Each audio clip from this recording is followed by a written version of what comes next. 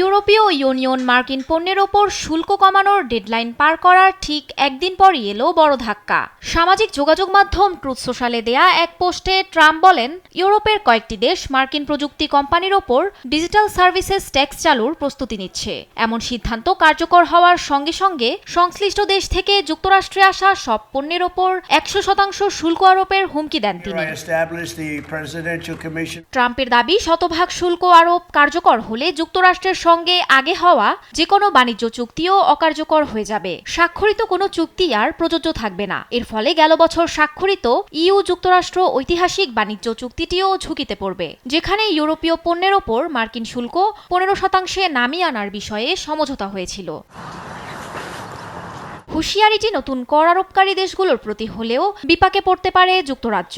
2020 সাল থেকেই দেশটিতে 2% ডিজিটাল সার্ভিস ট্যাক্স কার্যকর রয়েছে। গেল অর্থবছরই এ খাত থেকে ব্রিটিশ কোষাগারে জমা হয়েছে 80 কোটি পাউন্ডের বেশি রাজস্ব, যার বড় অংশই দিয়েছে গুগল, মেটা ও অ্যামাজনের মতো মার্কিন জায়ান্টরা।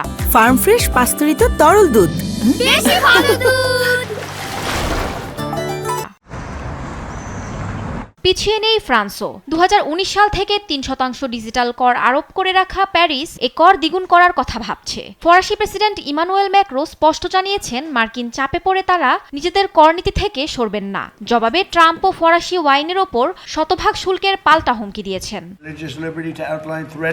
2025 সালে দ্বিতীয় মেয়াদে ক্ষমতায় আসার পর থেকেই বিশ্বজুড়ে শুল্কযুদ্ধ শুরু করেছেন ডোনাল্ড ট্রাম্প। যদিও এর আগে তার 10% বৈশ্বিক শুল্কের সিদ্ধান্ত মার্কিন সুপ্রিম কোর্ট বাতিল করেছে। তবে জোরপূর্বক শ্রমবন্ধের অজুহাতে সম্প্রতি বেশ কিছু দেশের ওপর নতুন শুল্ক আরোপ করেছেন ট্রাম্প প্রশাসন।